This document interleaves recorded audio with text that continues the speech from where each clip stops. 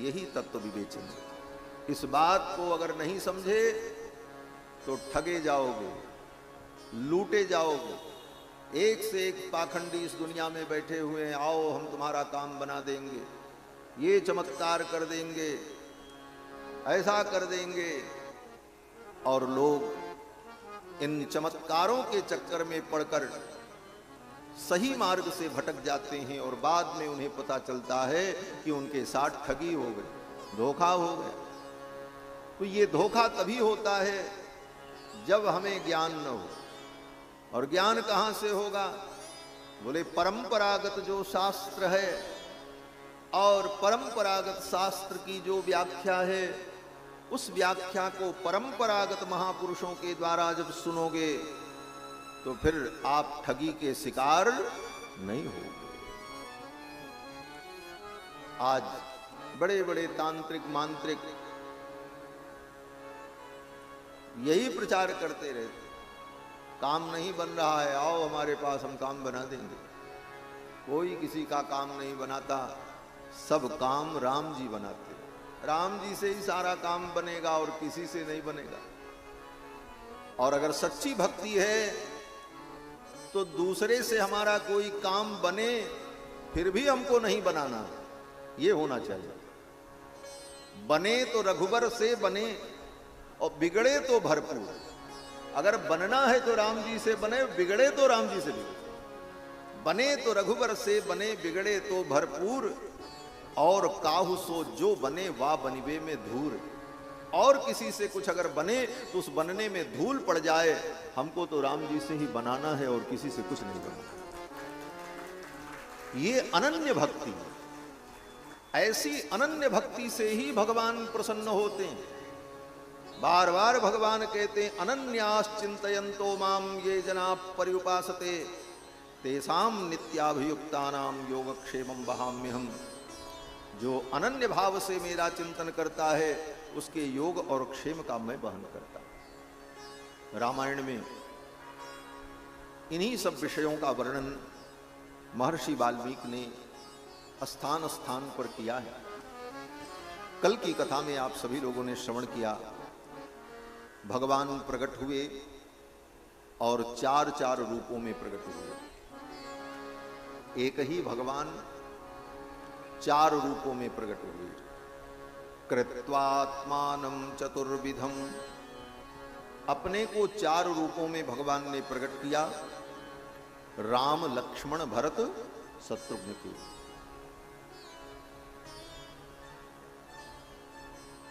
चैत्र के शुक्ल पक्ष की नवमी को पुनर्वसु नक्षत्र में राम जी प्रकट हुए। राम जी के प्राकट्य का जब वो काल आया तो प्रोद्यमाने जगन्नाथम सर्वदेव नमस्कृतम। प्रोद्यमाने जगन्नाथम, राम जी ही जगन्नाथ है। जगत का नाथ अगर कोई है, स्वामी है, तो राम जी। भगवान जगन्नाथ जब प्रकट होते हैं तो सर्वलोक नमस्कृतम, सभी लोकों के लोकपाल देवता लोग आए और आकर के भगवान की स्तुति की। किस स्थिति में? बोले भगवान अभी गर्भ में ही थे, देवताओं ने आकर के गर्भ की स्तुति की। सुर समूह विनती करी पहुंचे निज निज धाम, जग निवास प्रभु प्रगटे अखिल लोक विश्राम। देवता जब स्तुति करके चले गए, गर्भ की स्तुति करके चले गए, तब भगवान प्रगट। देवताओं ने गर्भ की स्तुति की। श्रीमद् भागवत में भी वर्णन है, भगवान कृष्ण के प्रकट होने के पहले देवताओं ने आकर के देवकी के गर्भ की स्तुति की। बोले गर्भ की स्तुति, बोले नाम तो उसका गर्भस्तुति है, लेकिन उस गर्भ में विराजमान जो भगवान हैं, उन भगवान की स्तुति गर्भस्तुति है। लेकिन कहा जाता है गर्भस्तुति, गर्भ की स्तुति। एक महात्मा बड़ा सुंदर भाव कहते थे कि ये गर्भ जो है ये भगवान के पास गया। गर्भ ने जाकर के भगवान से कहा, प्रभु हम बहुत दुखी हैं। बोले क्यों दुखी हैं? बोले ये संसार में जितने साधु महात्मा ज्ञानी हैं ये सवेरे से लेकर शाम तक मेरी निंदा करते हैं। क्या निंदा करते हैं? बोले महात्मा लोग यही कहते हैं कि दोबारा फिर कभी गर्भ में ना आना पड़े। ये गर्भ में आने से ही सारा दुख हुआ, अगर हम गर्भ में ना आते तो दुख न होता। सारे दुख का कारण ये गर्भ है, इसलिए भगवान कृपा करें कि अब दोबारा इस गर्भ में ना आना पड़े। यही महात्मा लोग बताते हैं। गर्भ ने कहा, महाराज ये महात्मा लोग सवेरे से शाम तक हमारी निंदा करते हैं, मैं कहां जाऊं, क्या करूं? भगवान ने कहा, अच्छा चिंता मत करो, आज तक महात्माओं ने संतों ने गर्भ की निंदा की है, लेकिन उसी गर्भ का आश्रय लेकर के मैं संसार में अवतार लूंगा, तो वही संत महात्मा लोग उस गर्भ की स्तुति करेंगे, उसका नाम गर्भस्तुति हो जाए। आज भी वो गर्भस्तुति गाई जाती है। सुर समूह विनती करी पहुंचे निज निज धाम, जग निवास प्रभु प्रगटे अखिल लोक विश्राम। समस्त लोकों को विश्राम देने वाले भगवान प्रकट हुए। भगवान जब प्रकट हुए तो दशरथ जी महाराज ने महा उत्सव मनाया। महर्षि वाल्मीकि कहते हैं कि प्रदेयाश्च ददौ राजा सूत मागध वंदिनाम। राजा दशरथ ने सूत मागध बंदी जन गुणी जन इन सबको खूब दान किया। ब्राह्मणेभ्यो ददौ वित्तम गोधनानि सहस्रशः। ब्राह्मणों को गोदान किया, स्वर्ण मुद्राओं का दान किया। और दशरथ जी महाराज ने अपना खजाना खोल दिया और कहा, लुटाओ महाराज। कितना लुटाया? गोस्वामी तुलसीदास जी महाराज कहते हैं सब कुछ दिया और सबको दिया। और विशेषता क्या थी? बोले जो पाया वो भी अपने पास नहीं रखा, उसने भी लुटा दिया, ले जाओ। सर्वस दान दीन सबका वो, सर्वस दान दीन सबका वो, यही पावा राधा नहीं पावो, यही पावा राधा नहीं पावो। सर्वस दान दीन सबका वो, सर्वस दान दीन सबका वो, सर्वस दान दीन। सबको सब कुछ दिया। विशेषता क्या थी?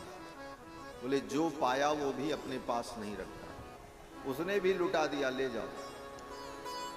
दे दे करके लोगों ने अपना घर खाली कर दिया।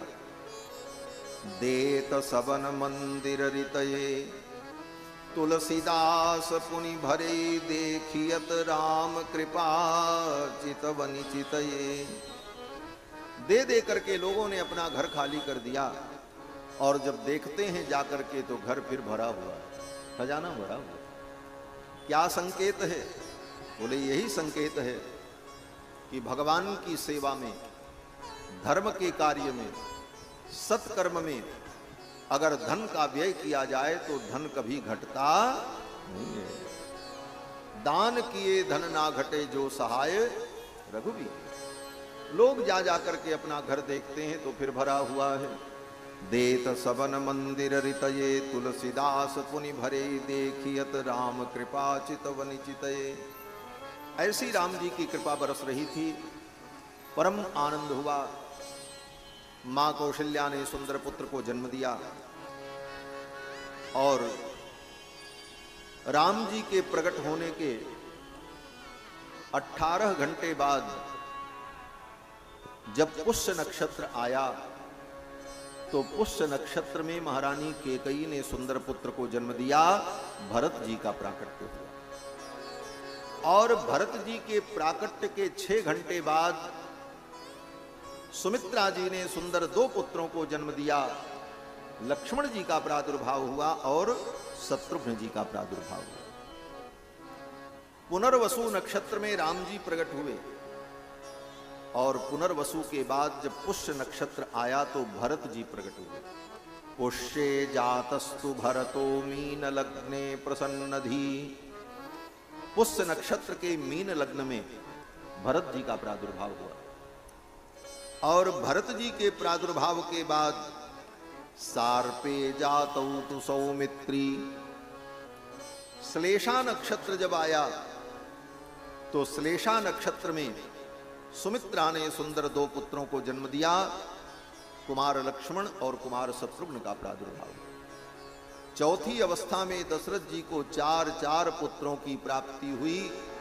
दशरथ जी महाराज को परम आनंद हुआ। परमानंद पूरी मन राजा कहा बुलाए बजावहूं बाजा। दशरथ जी महाराज बड़े प्रसन्न हुए, कहा बाजा बजाने वाले आओ, उत्सव मनाओ। फिर तो अयोध्या में बड़ा अद्भुत उत्सव हुआ। जन्म महोत्सव भगवान का मनाया गया। दूर दूर से सुन करके बधूटियां, सीमंतनियां मांगलिक द्रव्यों को लेकर, पुष्पहार लेकर, उपहार लेकर राजा दशरथ के भवन की ओर चल पड़ी। महाराज दशरथ को और कौशल्या रानी को बधाई देने के लिए। वृंद वृंद मिली चली लुगाई, सहज श्रृंगार किए उठ धाई। वृंद वृंद मिली चली लुगाई, सहज श्रृंगार किए उठ धाई। कनक कलश मंगल भरी धारा, कनक कलश मंगल भरी धारा। गावत पैठई भूप दुआरा, गावत पैठई धूप दुआरा। वृंद वृंद मिली चली लुगाई, सहज श्रृंगार किए उठ धाई।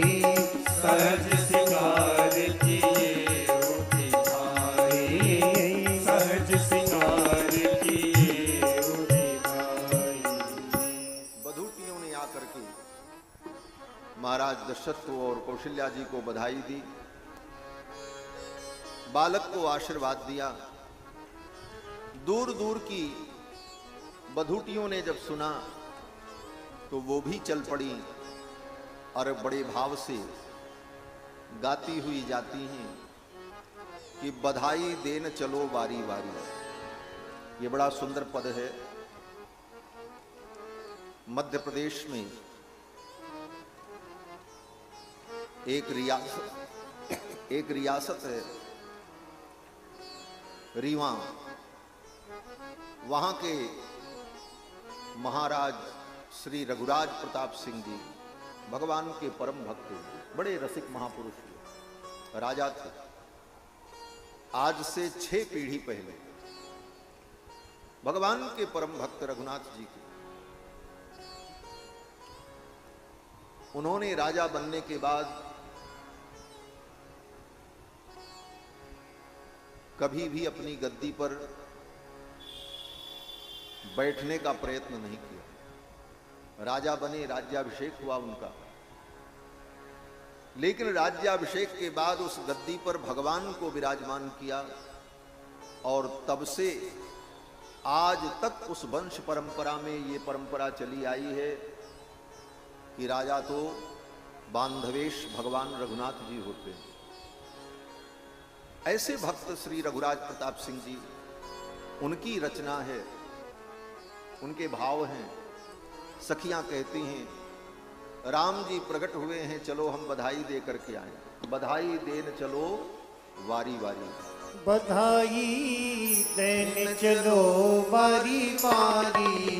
बधाई देन चलो बारी बारी। बधाई देन चलो बारी बारी। बधाई देन चलो बारी बारी। देन चलो बारी बारी। बधाई देन चलो बारी बारी बधाई, देन चलो बारी बारी बधाई, देन चलो बारी बारी बधाई, देन चलो बारी बारी बधाई, देन चलो बारी बारी बधाई। कौशल्या के कई सुमित्रा, कौशल्या के कई सुमित्रा, कौशल्या के कई सुमित्रा, कौशल्या के कई सुमित्रा, जन्मायो सुत चारी बधाई, जन्मायो सुत चारी बधाई, जन्मायो सुत चारी बधाई, जन्मायो सुत चारी बधाई, देन चलो बारी बारी बधाई, देन चलो बारी बारी बधाई, देन चलो बारी बारी।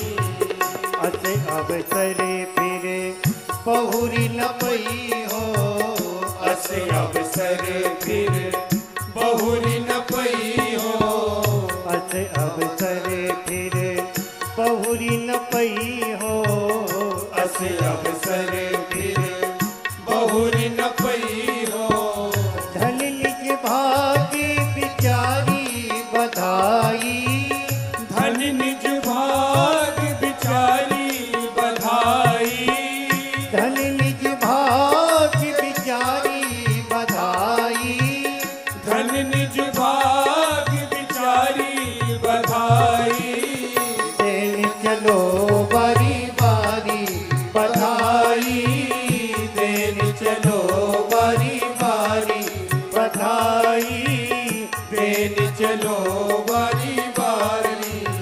श्री रघुराज निरखी लालन मुख, श्री रघुराज निरखि लालन मुख, निरखी लालन मुख, निरखी लालन मुख, निरखि लालन मुख, निरखि लालन मुख, श्री रघुराज निरखी लालन मुख, श्री रघुराज निरखि लालन मुख, पुनि पुनि ले बलिहारी बधाई, पुनि पुनि ले बलिहारी बधाई, पुनि पुनि ले बलिहारी बधाई, पुनि पुनि ले बलिहारी बधाई, देन चलो बारी बारी बधाई, देन चलो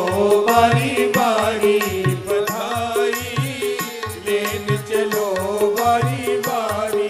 श्री रघुराज निरखि लालन मुख, श्री रघुराज निरखि लालन मुख, श्री रघुराज निरखि लालन मुख, श्री रघुराज निरखि लालन मुख, पुनि पुनि ले बलिहारी बधाई, पुनि पुनि ले बलिहारी बधाई, पुनि पुनि ले बलिहारी बधाई, पुनि पुनि ले बलिहारी बधाई, देन चलो बारी बारी बधाई, देन चलो बारी बारी बधाई, देन चलो बारी बारी बधाई, देन चलो बारी बारी, देन चलो बारी, देन चलो बारी बारी। बोलो श्री राम लला सरकार की जय। जय जय सीताराम।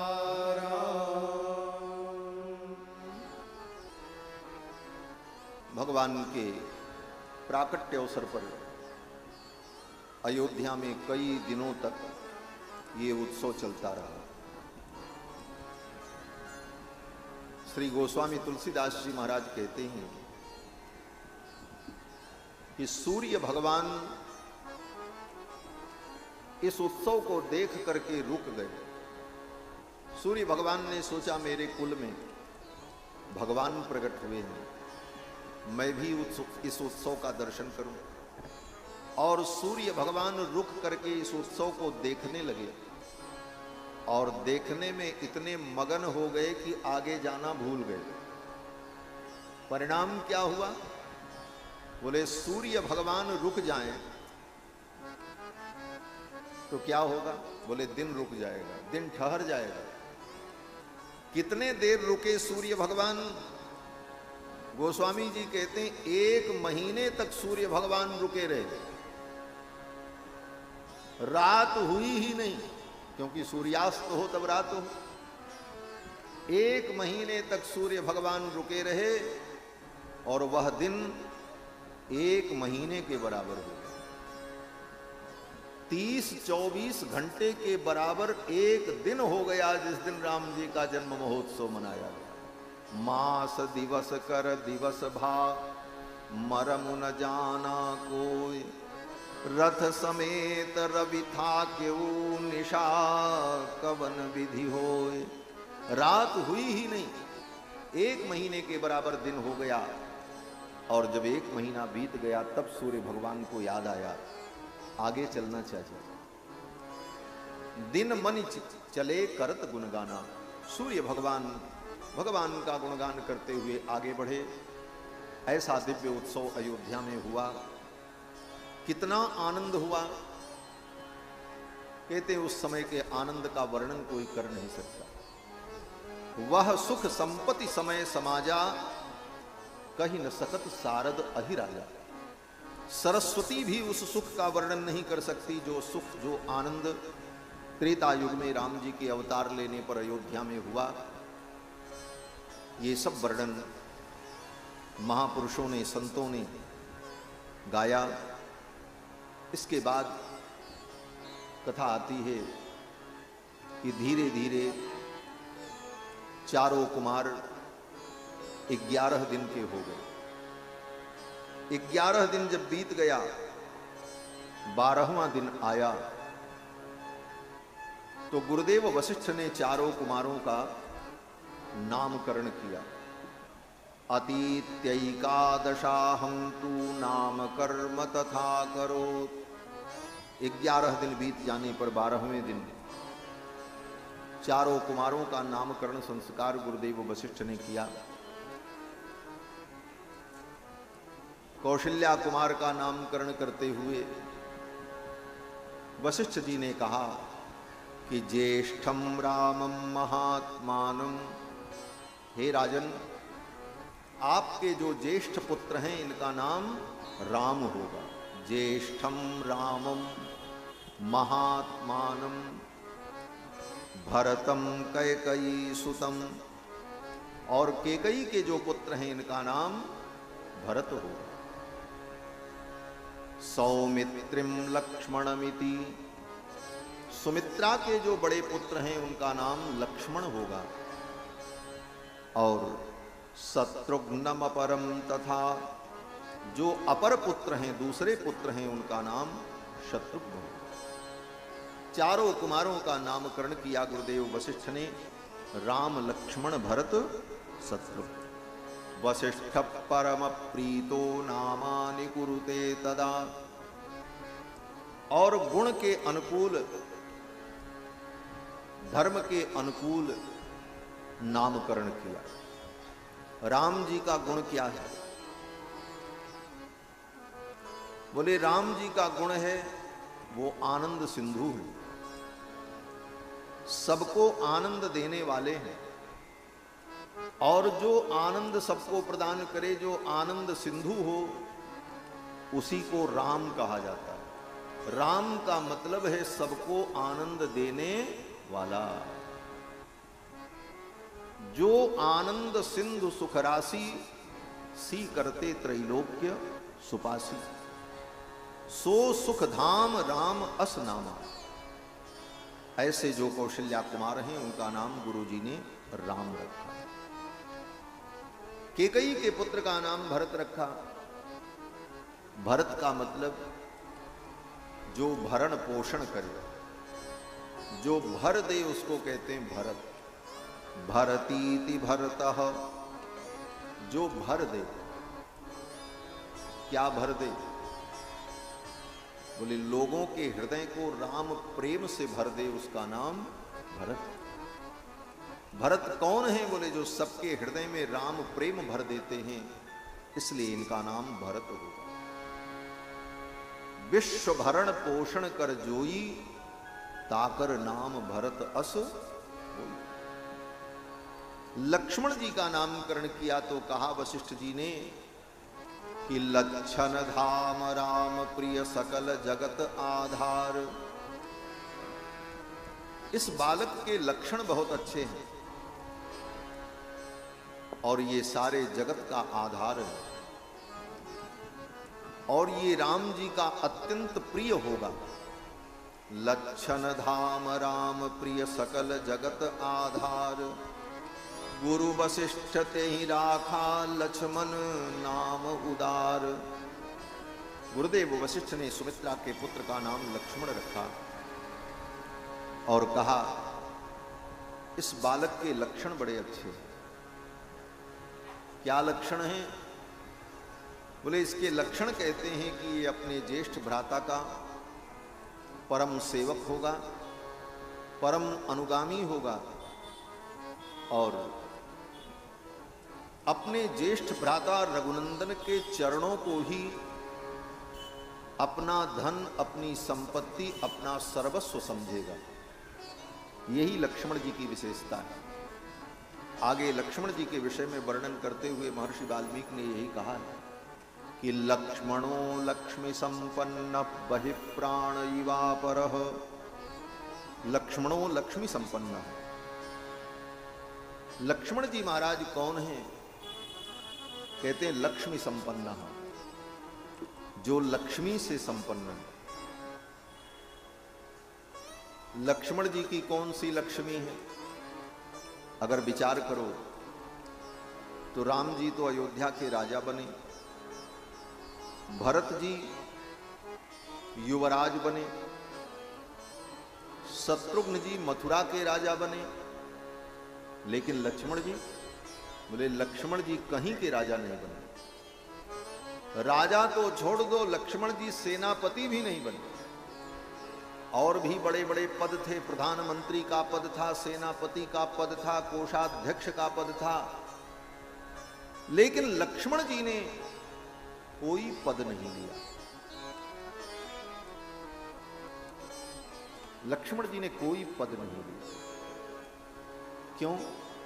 बोले लक्ष्मण जी जानते हैं दुनिया में कोई पद मिल जाए वो पद छूट जाएगा। राजा का पद मिले वो भी एक दिन छोड़ना पड़ेगा, और जितने पद हैं उन पदों में भय है। व्यक्ति को लगता है कि सुख है, लेकिन सुख के साथ साथ भय भी होता है।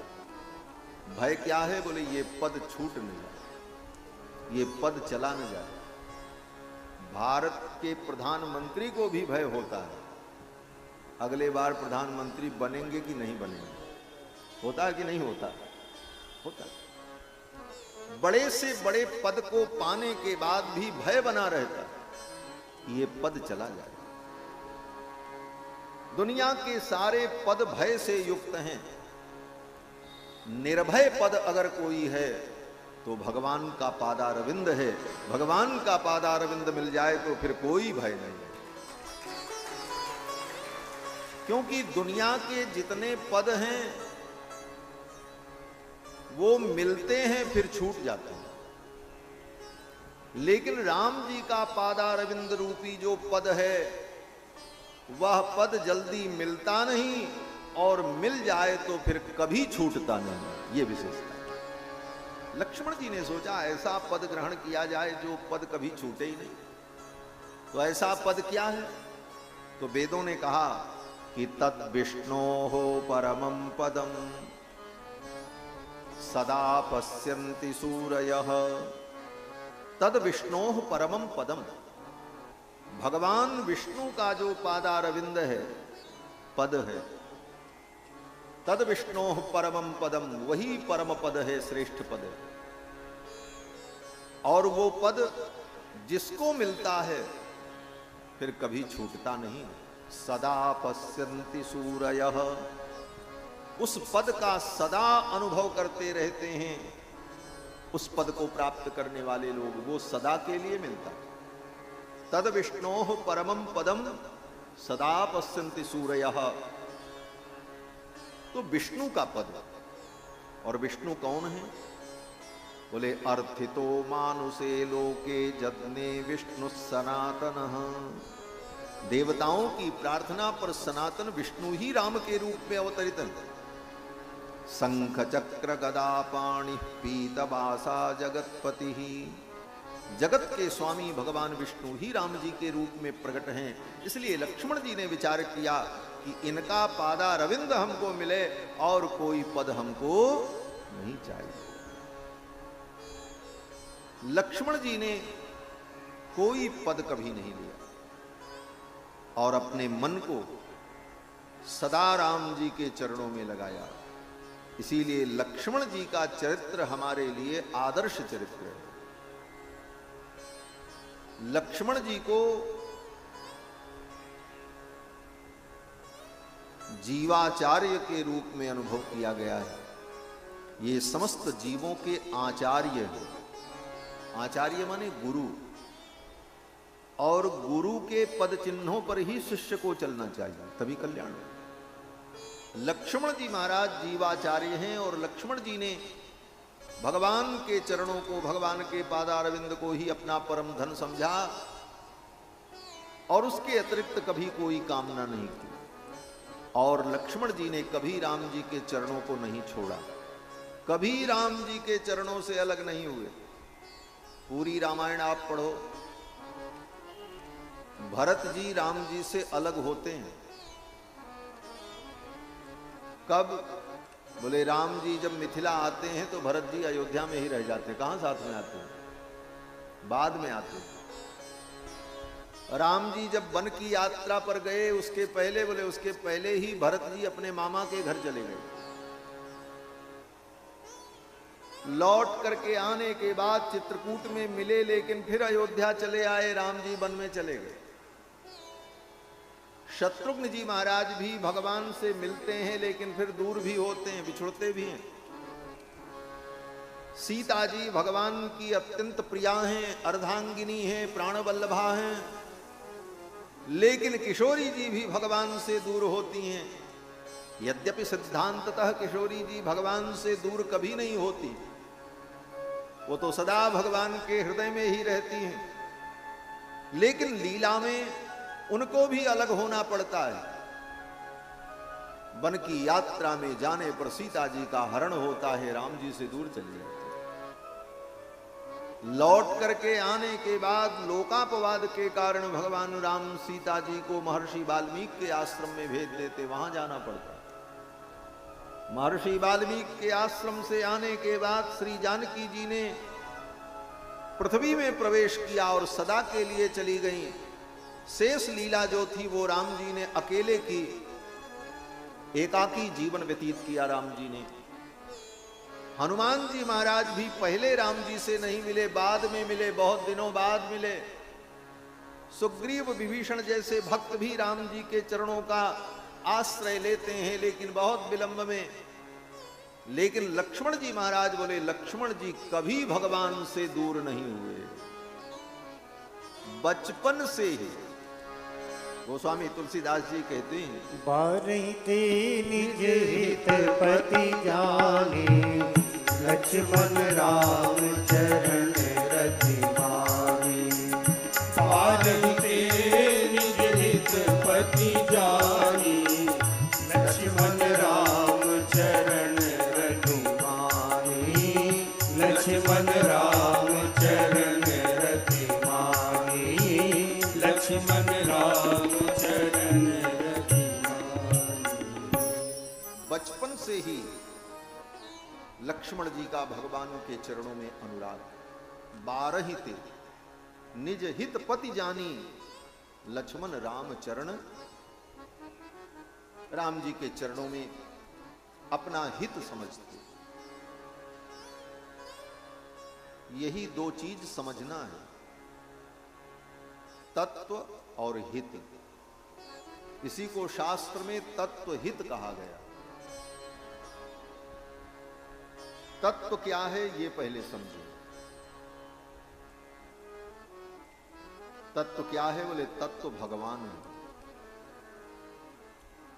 भगवान के अतिरिक्त कोई तत्व नहीं है। तत्व तो भगवान है। और हित क्या है जीव का?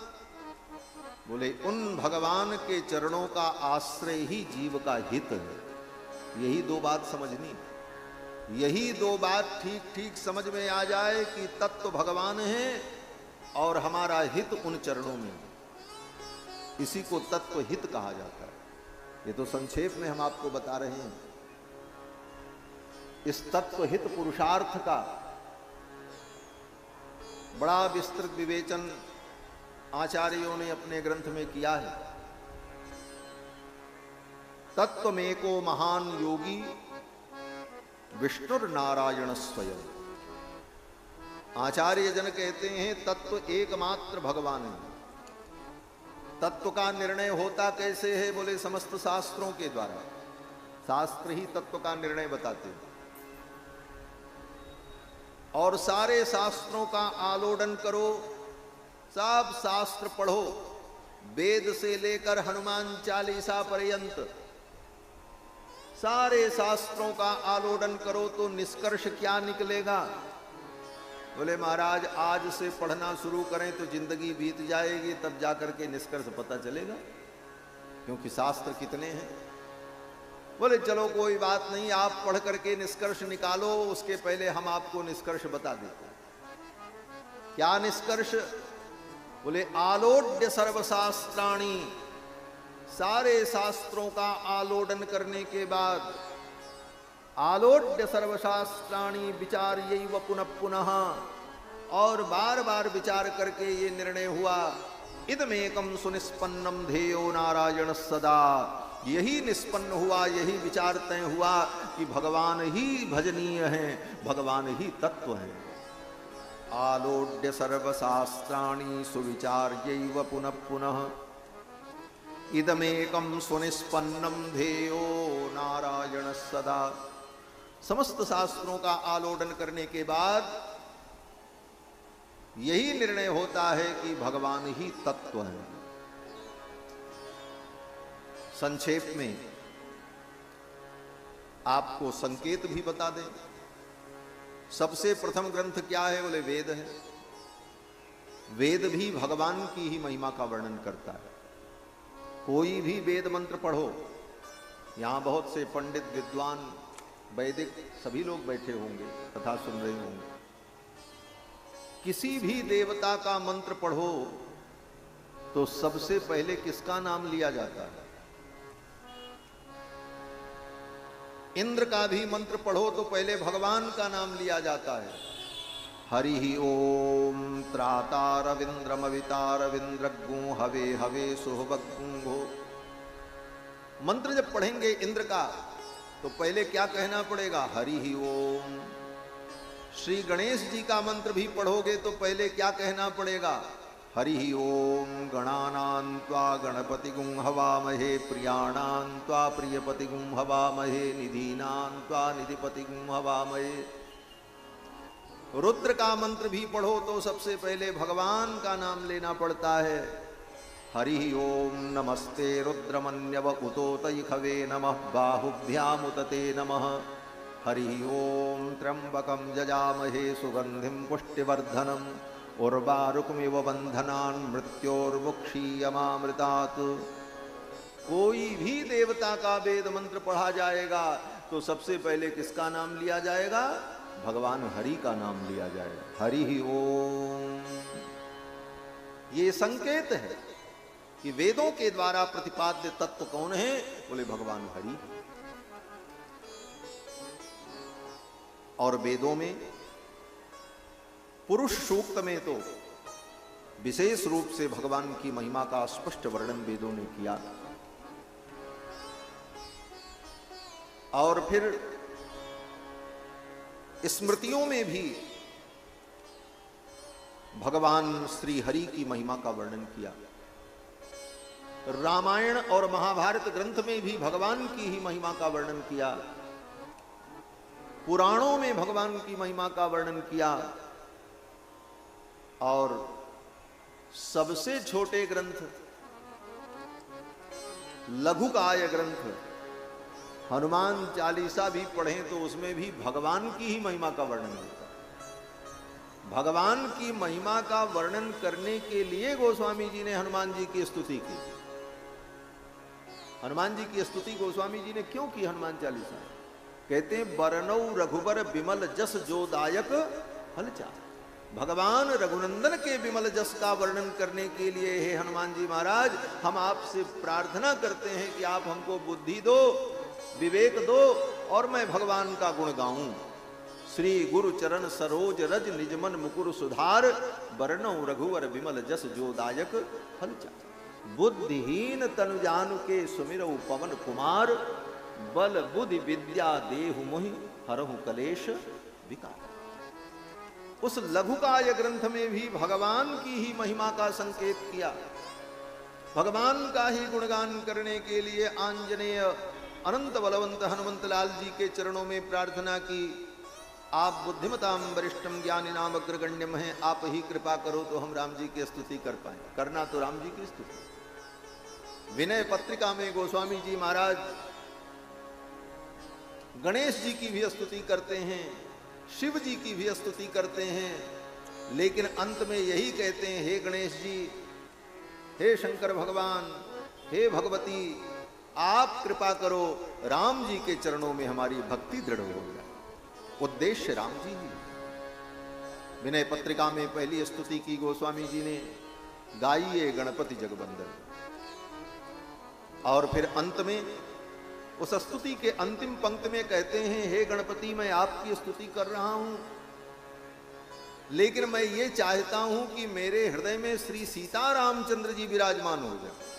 आप न विराजमान हो, सीता रामचंद्र जी को हम विराजमान करना चाहते हैं। मागत तुलसीदास कर जोरे, मागत तुलसीदास कर जोरे, बसहु राम सिय मानस मोरे, बसहु राम सिय मानस मोरे। गाइए गणपति जगवंदन, गाइए गणपति जगवंदन, सिद्धि सदन गज पदन विनायक, सिद्धि सदन वदन विनायक, कृपा सिंधु सुंदर सबनायक, कृपा सिंधु सुंदर सबनायक। गाइए गणपति जगवंदन, गाइए गणपति जगवंदन, मोदक प्रिय मुद मंगलदाता, मोदक प्रिय मुद मंगलदाता, विद्या वारिधि बुद्धि विधाता, विद्या वारिधि बुद्धि विधाता। गाइए गणपति जगवंदन, गाइए गणपति जगवंदन, मागत तुलसी दास कर जोरे, मागत तुलसी दास कर जोरे, बसहि राम